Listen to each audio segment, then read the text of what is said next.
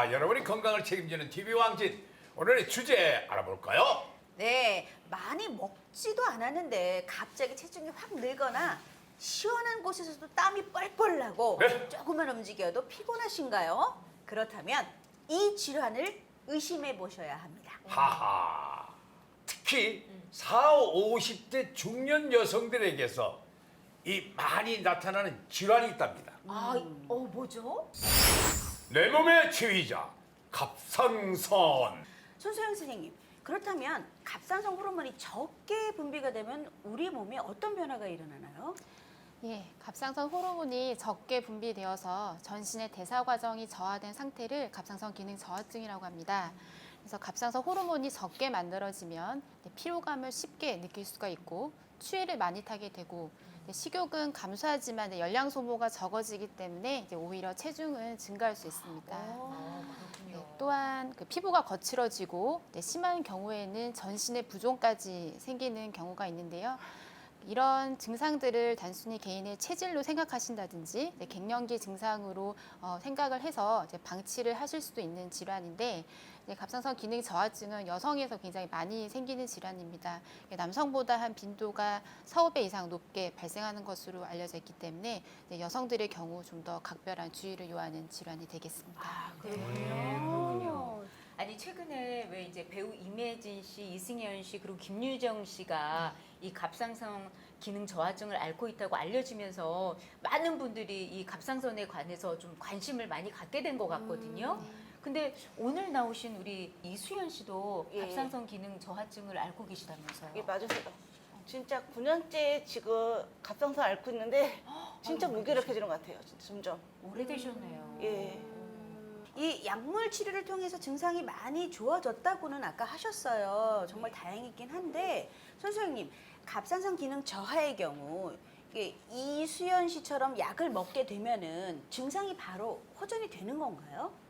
네, 갑상선 기능 저하증은 혈액 속의 호르몬 농도를 측정을 해서 저희가 진단을 할 수가 있고 이제 혈액 검사를 통해서 갑상선 기능 저하증을 진단을 받으셨다면 보통 부족한 호르몬을 채워주는 약물 치료를 하시게 됩니다. 일반적으로 사실 약물 치료를 하시면 대부분의 갑상선 기능 저하증과 관련된 증상은 호전되는 것으로 되어 있고 적절한 용량을 복용하시는 경우에는 심각한 합병증 없이 살 수 있는 것으로 알려져 있습니다. 근데 선생님 이런 갑상선 기능 항진증도 약물 치료로 뭐 완전하게 치료가 가능한 건가요? 네, 갑상선 기능 항진증의 치료는 크게 세 가지 방법이 있습니다. 항갑상선제를 투여하는 약물 치료가 있고 방사성 동위원소 치료가 있고 수술적으로 제거하는 치료가 있는데 일반적으로 갑상선 기능 항진증을 처음 진단받은 경우에는 한 90% 이상의 환자에서 항갑상선 약물 치료를 받게 됩니다. 그래서 약물 치료는 사실 임신 초기를 제외하면 부작용이 거의 없고 그 치료가 편리하고 또 한 수개월 정도 복용을 하시게 되면 갑상선 기능의 정상으로 빨리 도달할 수 있다는 장점이 있는데 단 이제 약물을 복용하시는 경우에서 최소한 1년에서 2년 이상의 좀 장기간의 약물 복용이 필요합니다. 또한 약물을 중단하게 되면은 좀 완치율이 낮다는 단점이 있는데 한 재발률이 한 20% 정도 되는 것으로 되어 있어서 완치율이 다소 낮다는 단점이 있습니다. 네. 저는 근데 아무래도 갑상선 질환하면은 갑상선 혹, 뭐 갑상선 암 이게 제일 먼저 떠오르긴 하거든요. 그럼 손소영 선생님, 갑상선 혹하고 암에 대한 자세한 설명 좀 부탁드릴게요. 네, 일반적으로 이제 갑상선 혹은 의학적으로는 갑상선 결절이라고 하는데요. 이제 갑상선 결절은 이제 암이 아닌 양성 종양과 악성이 갑상선 암을 모두 포함하는 개념입니다. 최근에는 이제 환자분들이 건강검진도 워낙에 많이 하시고 CT라든지 초음파 검사를 많이 하시다 보니까 이제 갑상선 결절이 발견이 되는 빈도가 굉장히 흔한데요. 저희가 이제 갑상선 결절이 발견이 되면은 1cm 이상인 혹에 대해서는 이제 조직 검사를 하시게 되는 경우가 많습니다. 그래서 발견된 이제 갑상선 혹의 한 10% 정도가 갑상선 암으로 진단이 되고 나머지 이제 90%는 암이 아닌 양성 종양으로 진단이 됩니다. 근데 보통 왜 일반적으로 선생님 갑상선 암은 착한 암이라고 그래서 수술하지 않아도 된다고 뭐 말씀하시는 분들도 꽤 많은 것 같더라고요. 네? 손소영 선생님 정말 갑상선 암은 착한 암 맞나요? 암 중에 착한 애들이 있나요?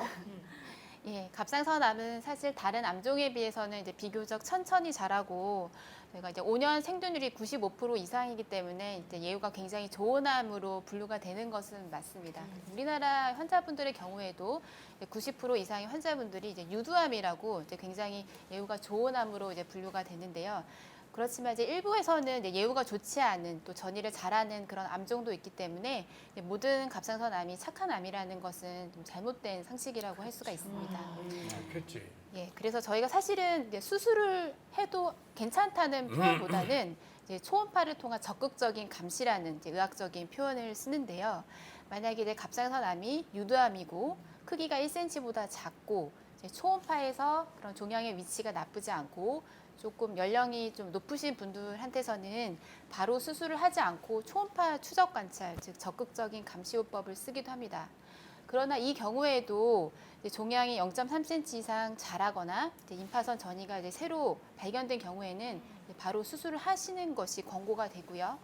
그래서 이제 1cm 미만의 작은 갑상선 암이라고 하더라도 이제 수술을 바로 할지 초음파 추적 관찰을 할지는 이제 주치 선생님과의 충분한 상의 후에 결정을 하시는 것이 좋겠습니다. 네.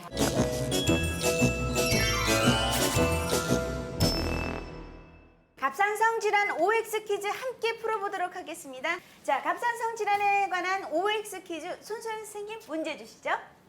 네, 갑상선 기능 저하증 환자의 경우에 이제 갑상선 호르몬을 보충을 해주셔야 되는데요. 이제 요오드는 갑상선 호르몬을 만드는데 이제 중요한 원료가 됩니다. 네, 여기서 문제를 드리도록 하겠습니다. 갑상선 기능 저하증 환자들은 해조류를 많이 드시는 것이 도움이 된다. 깜짝이야. 해조류에 요오드가 많이 예. 들어가 있잖아요. 네. 갑상선 기능 다 저하증 나왔네. 환자는 해조류를 많이 먹는 것이 좋다. 아, 빠짐으로 틀리면 X. 맞다. 하나, 둘, 셋. 어이. 이거 뭐 100%. 선생님 질문에 답을 넣어주시는 그러면. 힌트가 있었네. 왜 저만 X죠? 아니. 저는 너무 많이 먹으면 안 좋다는 얘기를 어디서 들은 것 같아요. 너무 많이요? 네. 미역이나 다시마 많이 먹어줘야 돼요. 그래요. 네. 어떡하죠? 저만 X인데. 예. 그 어디서 들은 얘기예요? 어디서 들은 것 같아요. 너무 과다하게 복용해도 안 좋다는 얘기를 들었는데 자신이 없네요. 저 혼자 X를 들어서. 보통 뭐 한 일주일에 두 번 정도 반찬으로 올라오는 거 먹고 그러잖아요. 그렇죠. 그런데 미역국도 먹고 예. 이런 질환이 있을 때는 더 많이 먹어줘야죠. 더 많이 좀 이렇게 꾸준한 섭취가 필요하다. 좀 그렇게 생각하고 있습니다. 네, 어떻게 같은 생각이세요? 저도 네, 그렇죠. 평소에 많이 드세요, 우리 저 이수연 씨? 미역 되게 많이 먹거든요. 그래요? 뭐 드세요? 저 미역하고 해조류 되게 많이 먹어요. 아, 갑상선 때문에 그렇죠? 예, 김영희님은 저는 김을 많이 먹어요. 김이 맛있어서. 예. 맛있고 또 좋다고 그러잖아요. 김에 네, 김이 그렇게 좋대요. 영양가가 또 많고. 네, 나이김이. 애들 키우는 집은 김 없으면은요. 맞아요. 밥을 못 반찬이 먹여요. 없어요. 예, 이 맞습니다. 다른 때보다 아. 정답이 더 궁금하네요. 손소연 선생님 정답 주시죠. 아, 예, 정답을 말씀드리겠습니다. 정답은 사실 X입니다. 뭐야? 어머나. 요오드 말씀하셨잖아요. 함정인가요? 아니, 예, 좀 약간 역설적이기는 한데요. 이제 우와. 갑상선 기능 저하증 환자분들은 이제 요오드를 이제 많이 보충을 해주시는 게 좋다는 이제 속설 때문에 이제 김, 미역, 해조류 같은 이제 요오드가 풍부한 해조류를 일부러 이렇게 찾아 드시는 경우도 꽤 많습니다. 그렇죠. 네. 그래서 이제 아까 말씀드린 것처럼 이제 호르몬의 원료가 되는 것은 많은데 오히려 지나치게 많은 요오드를 성분을 섭취를 하시게 될 경우에는 갑상선 기능 저하증, 어떤 경우에는 항진증을 악화시키는 경우도 있습니다. 또 우리나라는 이제 전통적으로 이제 요오드 섭취가 많기 때문에 이미 그냥 일반적인 시기를 통해서 충분하게 요오드 섭취를 되고 있기 때문에 이제 굳이 일부러 드실 필요가 전혀 없는 것으로 알려져 있고요.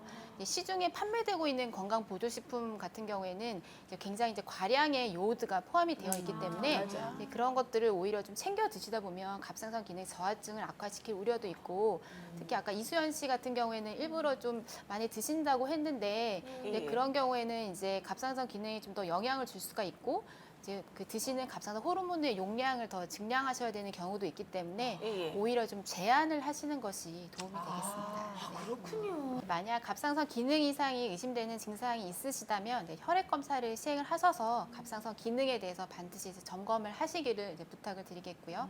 네, 갑상선 기능 이상의 경우에 이제 조기에 치료를 하신다면 삶의 질을 굉장히 이제 향상시킬 수가 있습니다.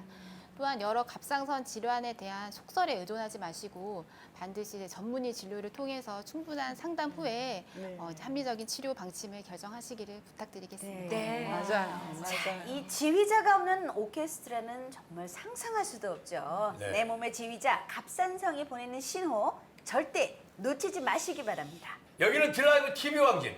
오늘 좋은 말씀 해주신 김준영, 손소영 선생님 고맙습니다. 감사합니다. 감사합니다.